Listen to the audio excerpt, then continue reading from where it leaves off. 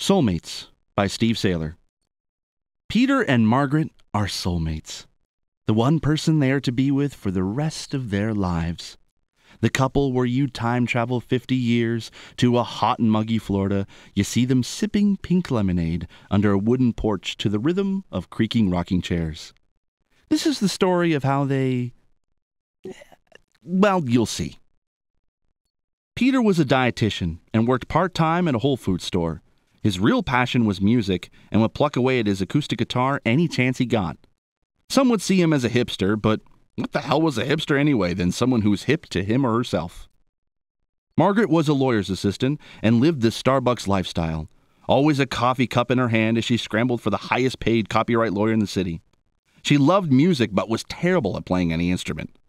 She tried to hire a guitar teacher a year and a half ago, but gave up and just dated the guy instead. That lasted 2 months when he cheated on her with a vegetarian nut. Peter had finished stocking shelves at the Whole Foods when inspiration struck from a can of peas, and he asked his boss for the afternoon off so he could write his masterpiece of a song, Stuck in the Can. He knew the title needed work. Margaret rushed into the Whole Foods to grab a sesame bagel sandwich from the lunch counter.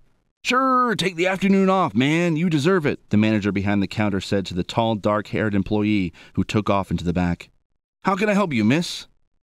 "A sesame bagel tuna sandwich with no mayo, please." Peter's band finally took off, and he quit the Whole Foods job shortly after. His band was good, as the sales on iTunes were doing well and had already earned enough for them to make a new EP. His band was called Fish Taco, some stupid name Jordan came up with while they were drunk. Peter's girlfriend was new. She wasn't a groupie, but they both met at the park as Peter plucked his guitar. They fell in love and had been dating for about 2 months now. She was there when Fish Taco played their biggest gig yet at the largest pub in town. Margaret wanted to break up with her boyfriend for the past week now, and she didn't like how he just seemed to make everything in her apartment smell like tacos. Her girlfriends wanted to take her out in the town, and they dragged her out to this pub one night where a really loud but pretty good band was playing.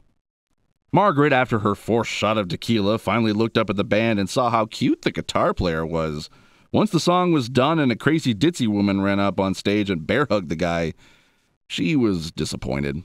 "Another one bites the dust," she thought to herself. Peter was on his way to some big law firm with his band to sign contracts for their new record company.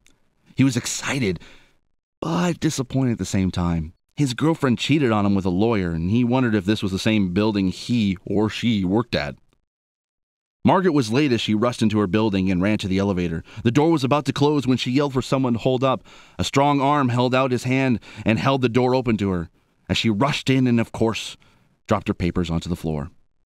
The same guy bent down to pick them up, and the two of them caught each other's eyes. Peter and Margaret looked at each other and smiled. "Thanks," she said. "No problem," Peter replied. Margaret wanted to say something, but was upset that she was late, and Peter wanted to start up a conversation, but he was nervous about the contracts. Before any of them could speak again, Margaret exited the elevator onto her floor to see her boss standing there waiting for her.